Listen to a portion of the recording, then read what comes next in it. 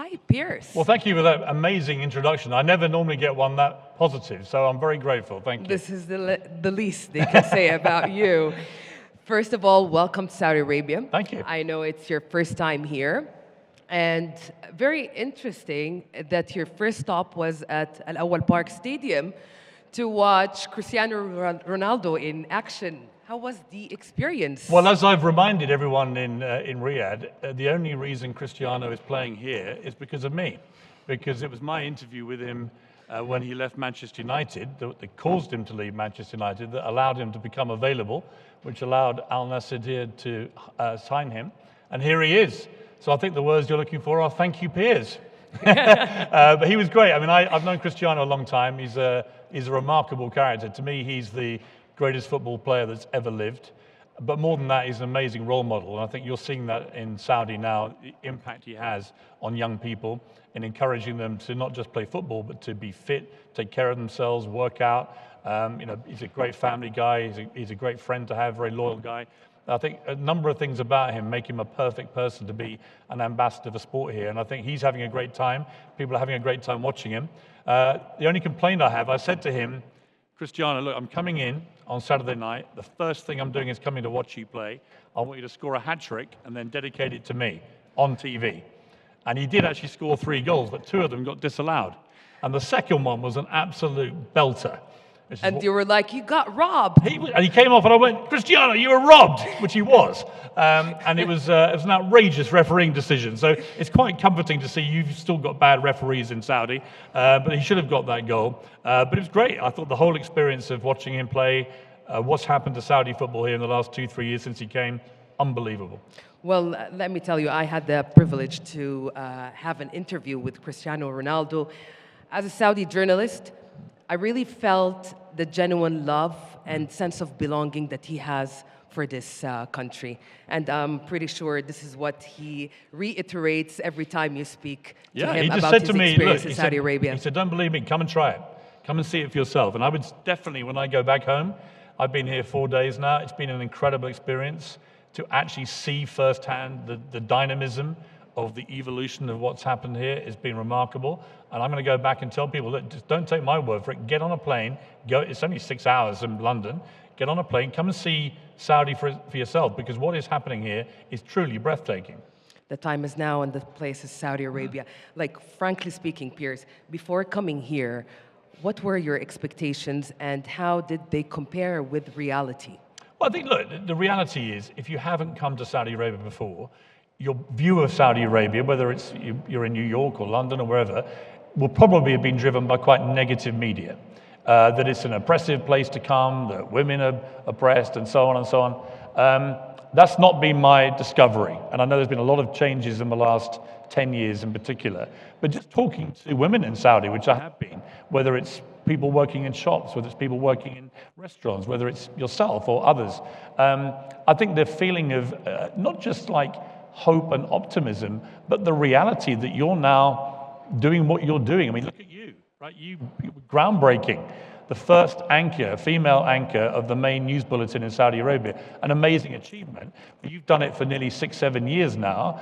I think the time has come to stop looking at you as the first female anchor and just say, you're incredibly good at your job. You're the best at the job there's out there. So I think that gender thing, a bit like Martin Luther King said, it was his birthday last week, and they celebrated it in America, but Martin Luther King was, don't judge me by the color of my skin, judge me by the content of my character. I think the time is rapidly happening in Saudi where women can say, well, don't judge me because I'm a woman, just judge me on how good I am.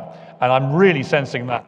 Amazing, and really flattered to hear that from you to me. Thank you. I mean it. You mean it. I mean it. And I feel it. Yeah. Thank you. Well, speaking of big moments, when Saudi Arabia won the bidding to host the 2034 World Cup, you tweeted, let me just say exactly what was in that tweet.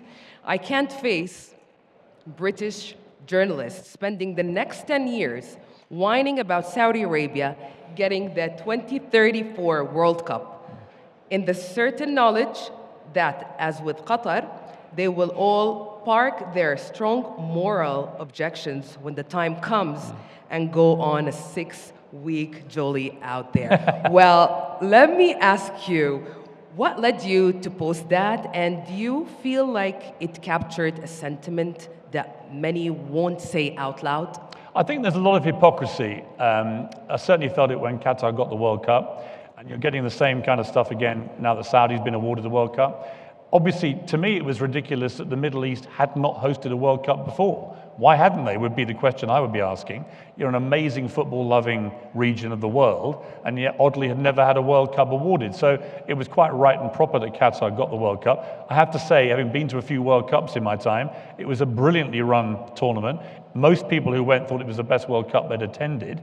I thought the infrastructure was fantastic. I thought honestly, the fact that alcohol was not available, as an England fan who's pretty sick of watching England fans behave badly when they're drunk, not least at our own Euros final, when I was there, and it was honestly disgusting how England fans behaved that day. I thought it was refreshing to have an alcohol-free tournament where people seem to behave themselves. Not a single England fan got arrested at the Qatar World Cup. True that is truly historic, and it's because they weren't drinking. So I think that obviously you've got the same, probably the same scenario coming up in Saudi in 10 years, and I think Qatar was a very good example of why the region should be hosting these major tournaments. It was incredibly enjoyable. I remember sitting in a cafe in Qatar outside, and I'd just interviewed Cristiano, and it had gone around the world. Everyone was talking about this interview. And the number of people from all over the world coming up to me just wanted to talk about the interview, Cristiano, about Qatar, about the World Cup. It was really palpable how positive the energy was at that World Cup. It's not to say there weren't problems. The issue of migrant workers and their treatment and so on. Of course, every country has its problems. My country is not perfect. So my point to the journalist was, you're very, very scathing about Saudi Arabia, about Qatar, other Middle Eastern countries. Why don't we look at ourselves first? You know, I was editor of the Daily Mirror newspaper in 2003 when the invasion of Iraq happened. I opposed that invasion very strongly. I thought it was an illegal invasion and should never have happened. And it was a shameful moment in my country's history. I quite like to see the journalists balancing their critiques of the Middle East with the recognition that we in my country have done some pretty shameful things ourselves. So I think that take off the moral halo, England and other countries where they're too moralistic about this, be open-minded, particularly about the rate of change in Saudi Arabia, driven by the Crown Prince in the last decade in particular. But above all, come and see it for yourself. Exactly. If you come and spend a week here and you go back and you feel the same way, okay, but I haven't. So I think it's been a very invigorating place to visit, and the energy and excitement that the local people have, never mind anything else, for the 2030 vision, for the World Cup in 2034, it's very palpable. You can feel it. Absolutely, and we believe it. Yeah. Speaking of critics, like they call it sports washing when countries like heavily invest in sports. Do you think these critics actually a form of resistance of the end of West era dominance in sports, or it's just hypocrisy, as you mentioned? I think it's a lot of hypocrisy again. Again, not to say that there aren't legitimate questions for any journalist to ask about issues in Saudi Arabia. Human rights, migrant workers, whatever it may be. Absolutely right and proper those questions should be asked. But I haven't seen the Crown Prince or other ministers duck those questions when they've been asked them. So journalists, do your job, ask the people who run the country the right questions. That's legitimate. But I think the hypocrisy, the sports washing thing is interesting to me because obviously, there will be a halo effect that comes from hosting a major sporting event. When London hosted the 2012 Olympics, we were not in great shape, actually, as a country or a city. But after that, we had a halo effect. We sports washed ourselves a little bit, right?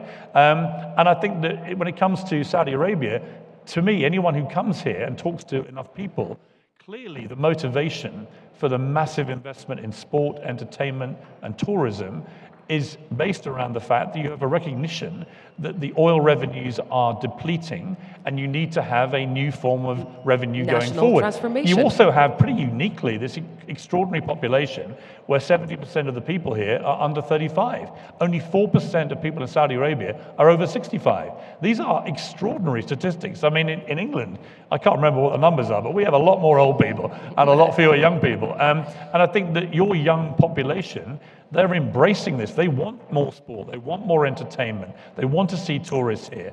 And I think that it's that fusion of the vision from the leadership and the fact that you have a young population who are desperate to do this. So yeah, of course, there's a little bit of sports washing that goes with this. When you put on these big events, inevitably, it will reflect well if you do them well, as Qatar did with the World Cup, and I'm sure Saudi will in 2034. It will reflect well on your country. It will be a good thing for the country to do. But is that the main motivation for putting on big sporting events in Saudi Arabia, or is the main motivation, this is what you want your future revenue stream to be? I think I've found the answer. You did an interview already that will be aired with the Minister of Minister of Sport. Sports. Big interview. Prince Nearly an hour and a half. We sat down 2 When days it's going to ago. be aired? It's going to be aired probably tomorrow or Friday. It's an amazing interview. You have very smart people running. The right people at the right time, in the right place. That's a very assured, successful formula. Yeah, I just think they should do more talking. Honestly, my advice would be to the top ministers, you get out there and sell yourselves more. Don't hide. You're all perfectly capable of taking tough questions. I was given no conditions. I do a show called Piers Morgan Uncensored, so I wasn't going to be censored. And I said, look, you can't put conditions on me or I won't do the interview. No conditions were laid down. That's fine. I'll go anywhere in the world if people don't put conditions on me. No one has told me what to say since I've been here.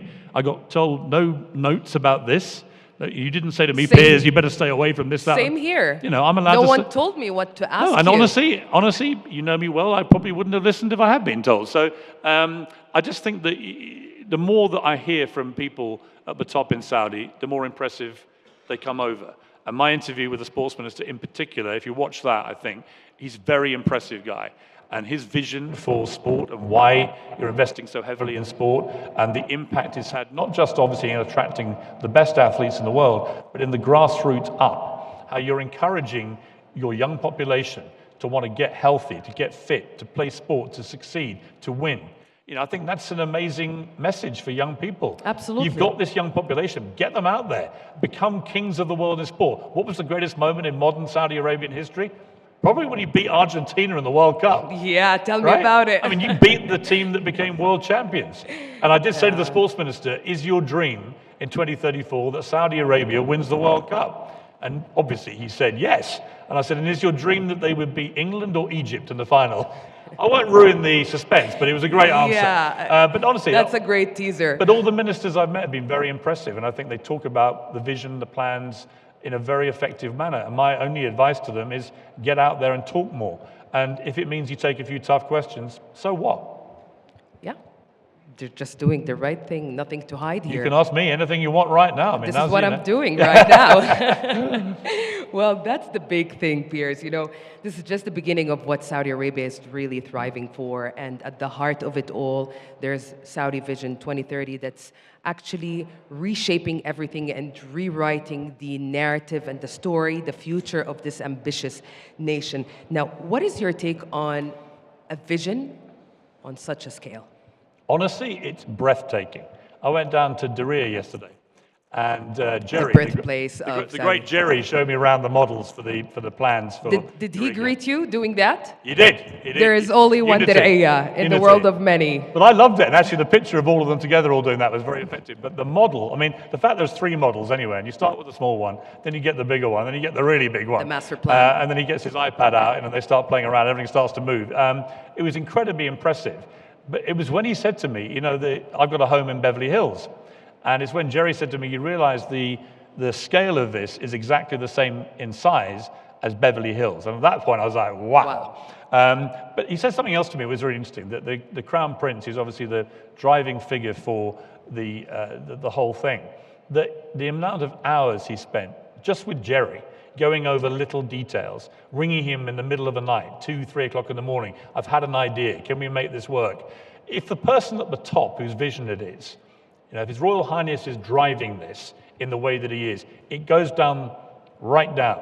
You can see it that everybody here wants to make this vision work, but they know that the guy at the top's putting the hard yards in and working incredibly hard, if not harder than all of them, to make it happen, and is prepared to back all of them in making the vision happen. What do you need and how fast can we do this? It's dynamic. You're seeing the same thing in America right now with Donald Trump. He's an old friend of mine. from The Apprentice days, as was referenced earlier. I won his Celebrity Apprentice show, and I got to know him 20 years ago. And I've spoken to him 5 or 6 times in the last few weeks. And he is really pumped for what he can do now in America. And he's done 200 executive orders in the first week. It's unprecedented. Yes. But the feeling in America Press now is they've gone from sleepy Joe Biden, they've gone to, wow, everything's happening. Now, it's not all going to work. And similarly here, not everything will work. But my favorite quote in sport was a guy called Wayne Gretzky, who was the greatest ice hockey player that ever lived. And he had this quote, "You'll miss 100% of the shots you never take." And I know the Crown Prince is a fan of Alexander the Great. And when he's asked about the 2030 vision, he talks about Alexander the Great. And I found a quote from Alexander the Great, which I think exemplifies what he was probably getting at, which is this, which is, "There is nothing impossible to him who will try." And it reminded me of Nelson Mandela, who said, "It always seems impossible until it's done." And it's that kind of mentality, that kind of can do, will do, get it done mentality. If that comes from the top and everyone buys into it, including the population, the young population, then it feels to me like you've got a winning prospect here. Absolutely, and this is what makes Saudi Arabia as the greatest success story of the 21st century, as His Royal Highness the Crown Prince Mohammed bin Salman says. And we reiterate that, just answering what you just Well, if I was a Saudi, I'd feel pretty proud of my country. Trust me, this is what we feel. I'd feel like my national pride is back, that we are on the global stage, we matter, we're important, and we're winning. And this is what Trump wants for America. It's what I desperately want for my country. You had my Prime Minister here, Keir Starmer, recently. I want him to be out there beating the drum for my country and getting Britain back where it belongs, which is a major player on the global stage as well. I want some of the energy and dynamism you have here whipped back to my place. So if some of you wouldn't mind coming home with me, that would be great. Well, this is what actually Eddie Hearn told you. I wish the UK government actually investing in sports the way Saudi Arabia is doing. You know, I met His Excellency Turkey, the guy who does all the boxing. Went to his home in the middle of the night. It's so exhilarating to talk to him. His plans for what he wants to do just with boxing, where he wants to put on fights, amazing vision, amazing creativity, the work rate that he's putting in. And I know from guys like Eddie Hearn and Frank Warren, the 2 big promoters in the UK, I've known them a long time, they feel this. They said, look, this is on a scale we've never seen before. The scale of ambition, but also the ability to deliver is something they've never seen before. And they told you, you should go see yourself Yeah. on ground what's happening and how this change is taking place in Saudi Arabia. Just come and see it. Yourself, the best way to learn and experience. Well, do you think the West is underestimating what's happening here? Yeah, I don't think people who've never been to the Middle East will have a jaundiced view of Saudi Arabia. I think that they will have no idea of the scale of what's happening here. Yeah. Or actually why, rather than criticize, it might be more beneficial for us to learn from what's happening here, to bring a bit of this ambition back to countries like the United Kingdom, which frankly are in the doldrums right now. And I say that as somebody incredibly proud of my country. I'm very proud to be British, but right now it feels like we're really deflated. Everyone's wandering around with sort of heavy faces, and we have a lot of issues, knife crime and drugs and all these kind of things. And I come here and it feels very safe. It feels dynamic. It feels like a place that's going places. And it feels like the people are with their leadership in getting there. And I want to feel that where I come from. And there'll be people in England listening to this going, oh, come off it, Piers. And I say, okay, but get on a plane and see for yourself. Yeah. And see how it feels to you. Because I've been honestly blown away. Amazing. I imagine you have done some digging, researching the real estate evolution here in Saudi Arabia. Tell me what really stood out to you from whatever is happening. Well, you don't really have to dig much here to see what's happening with real estate. As you drive around very slowly, as you drive around, you see just incredible advancement in real estate. And I saw a really cool thing last night. Your train station is one of the coolest train stations I've ever seen. The one in Kaft? Oh, it's unbelievable. Yeah, the one in Kaft, yeah. I thought that was one of the coolest things I've ever seen. So I think that generally, obviously at the high end, this is very good for Saudi Arabia. House prices have been rocketing, people not only want to come and live here, but people who've left here want to come back. I think that's great. That's the best sign that you're doing things right.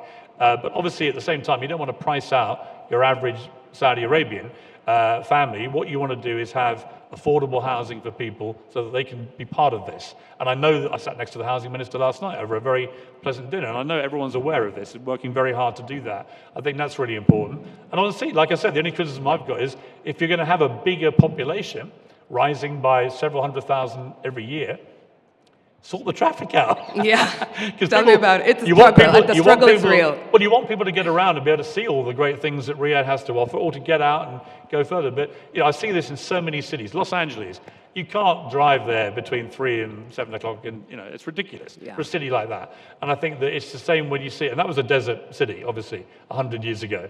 So I think that Riyadh is doing so much that's great, but with that comes things which you may not think through too carefully until it's thrown at you. One is increased traffic, obviously, from the increased population, and secondly, don't let people get left behind. Would be my only thing, which I know everyone's aware of. But have affordable housing for those who can't afford to be part of the big booming real estate boom. But the real estate boom is brilliant for Saudi Arabia. Because it means people want to come here. They want to come and live here. And I think by the time we finished all the 2030 vision stuff in relation to housing in particular, there are going to be some beautiful homes all over Saudi Arabia that people want to have. And it's worth sharing that according to the annual report of the housing program 2023, the Saudi household home ownership rate increased to 64%. And I think His Royal Highness wants it to get it to 70%, I think. Yes. So there's a bit of work to do, but it's obviously going very fast. And I think, I think several things like that, having your own home gives people identity, gives them feels that they're part of what's happening. I also think the fitness campaign to get people out 3 times a week getting fit. I have a big thing about, I loved in the Diriyah project, the number of parkland areas. Love that. The number of trees, that are 6 million trees or something. Again, startling statistics, but I think trees and parkland are crucial. My favorite cities are the ones you can walk around, there are plenty of parks. Hyde Park in London or Central Park in New York, nothing better. And I think that for Saudi Arabia, you've got the ability to have amazing parkland amid all these homes you're building. Go big on parks. Then you'll get people wanting to get out. They want to exercise and quality of life. And families, I think they're an integral part of it. At the core, absolutely. Let me ask you, are you personally interested in real estate? Yeah, I own 5 properties now, trying to remember. Yeah, 5 properties. I've got 1 in Los Angeles, like I say, I've got the rest are in England. But yeah, I'm a keen observer because I always think that you can track the house prices are a direct correlation to how dynamic a city is doing or how a country is doing. People don't want to live somewhere that feels like it's in the doldrums. They want to live somewhere that feels like it's going places. They want to be part of that exciting journey. The fact that your house prices are rocketing so much is indicative, like I said, that things are obviously going the right way here. And long may that continue. I'm sure everyone feels that, not just in Saudi Arabia, but in the region as well. So I think that it's always a sign that things are going the right way. But don't leave people behind on the way. Of course, they're a big part of this whole journey. Now, let me ask you, if you had to invest in one of Saudi Arabia's Giga projects, whether Diriyah, Red Sea, Amala, Neom, The Line, where would you put your money? Well, if I don't say Diriyah after yesterday, Jerry's going to come and kill me. So for that reason alone, for pure self-preservation, I'm going to say Diriyah. Because actually I found his passion and enthusiasm for it incredibly impressive. And I also know that the Crown Prince has personally been investing a lot of time in that. It did look amazing, I have to say. Having said that, the Noam does look incredible. I mean, if that gets finished the way that it's being planned, it's going to be the most unique place to live in the world. Absolutely. And again, it comes back to what His Royal Highness said about Alexander the Great. You got to think big. You have to think big. I never understand countries or leaders who start from a lower place and hope for the best. Think the biggest you can think. Be unbelievably ambitious. And I don't think anyone, whether they like or dislike Saudi Arabia or your leader, could possibly deny that the scale of ambition is enormous. Absolutely. And infectious. It's a bit like when Elon Musk and Trump, before the election, went down to one of Elon Musk's rockets launching. And I thought, great, America's back in the business of launching rockets, going to the moon, maybe going to Mars. Great. They are on their way. I love that ambition. Noam, for me, if I was a Saudi, is a bit like that for Saudis, right? If that thing gets finished in the way that it's being planned, wow. Big wow.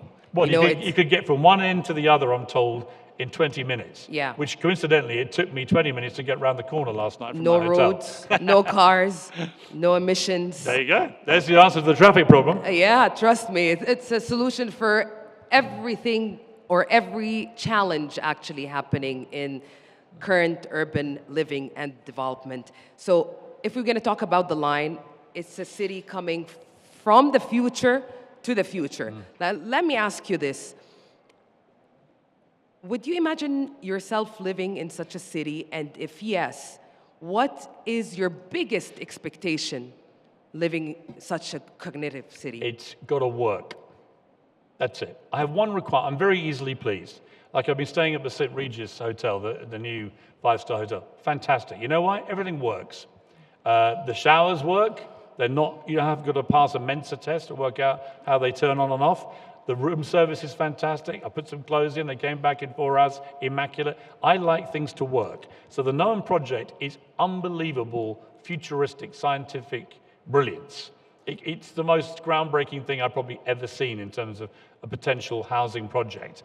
But it has to work. Because if it opens up and a year or two in, nothing's working properly, the magic dies pretty quickly. I've got every confidence, because I think that everyone here knows that actually it's all very well having the vision. If it doesn't work, the vision doesn't work. So I think that there's a real will. But honestly, if the Noam comes off the line, obviously if it comes off the way that I've seen the plans are, it's going to be the most unique place to live in the world. It's going to literally change the way we work, play, live, and do it all. Like, imagine a city will predict what you would think and do.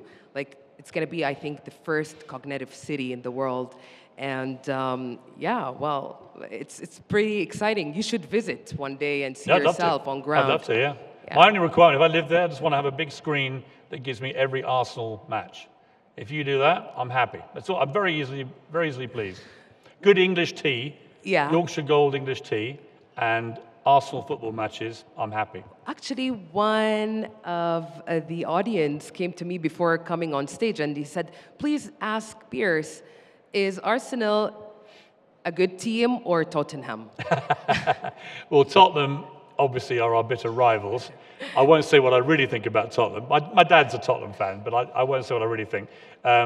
Arsenal, we're only one signing away from winning the league, and that signing is Alexander Isak, who's currently at Newcastle, who obviously are owned by the Saudis. So my message to the room is I need to go back home to London with Alexander Isak's contract in my pocket, having signed for Arsenal. Can we do a deal? If anyone here can make that happen, then I'm a happy guy. Then every Arsenal fan will view. I'll probably get a statue outside the stadium because Alexander Isak right now is the best striker in Europe, and Newcastle have him, and it's killing me. That's all the way to Alexander. Let's get back to Saudi. Alexander, the new Alexander the Great. Remember, it always feels impossible till it's done. Isak for Arsenal. That's what I want the main takeaway to be today. I love how you put it all together. Let's get back to Saudi Arabia. Like, it's building never seen before approach to urbanization.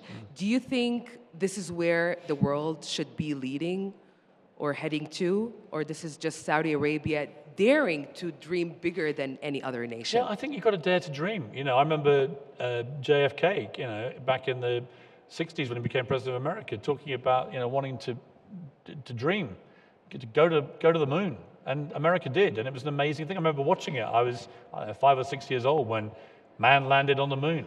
One small step for man, one giant leap for mankind. And it was an incredible moment. The world stopped to watch this. We need more of that kind of thing. That's why I love the Noam project and a lot of the things you're doing here, because it's just so different and so unique and exciting that it becomes something, and it'll be your version in its own way as a tourist attraction of things like, you know, the Eiffel Tower or Big Ben or whatever it may be, you know, and there are all sorts of scales of these things, but it will become something absolutely associated with Saudi Arabia. Have you seen that place? The Noam, the Lion. Look at that. Isn't that amazing? And I Made think to that's, change. that's what you want every country to have, things that people can feel ambitious about and excited by, because that's what invigorates a country and invigorates its people. And you see where you get mediocre politicians running countries, they end up mediocre countries. And it worries me a bit about my country.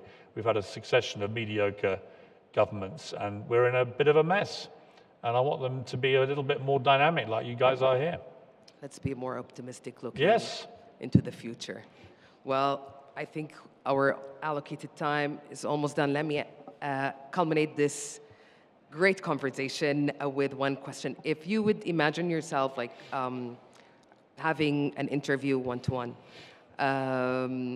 with a Saudi official personality, who would he or she be, and why?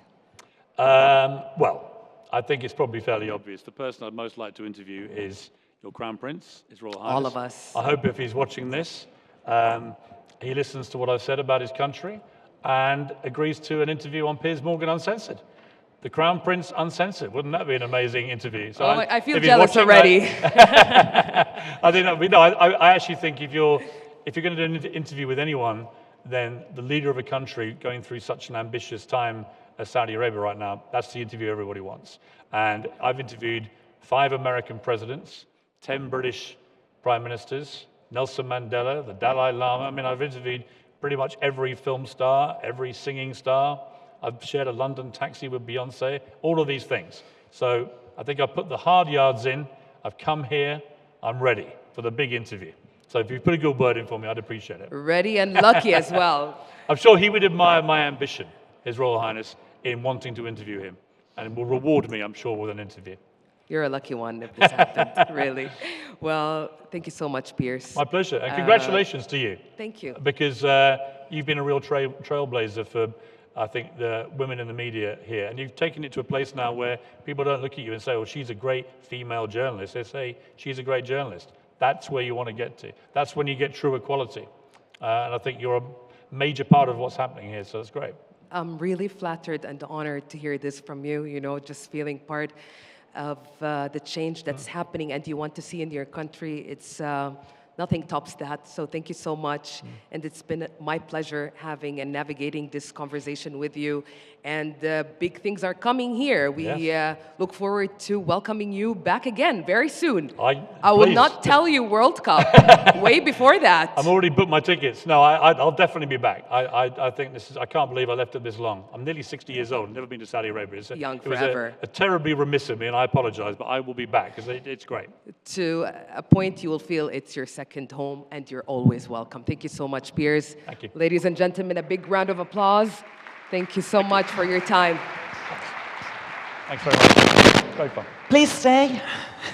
We would like to invite Mr. Abdullah Al-Harbi, the CEO of the Real Estate Future Forum, onto stage to join us. They have a very small token of their appreciation that they would like to give you right now. Oh, lovely. And also Ms. Wiam Adakhil. Can we thank her too for such a fantastic interview? Thank you. Thank you. Thank you.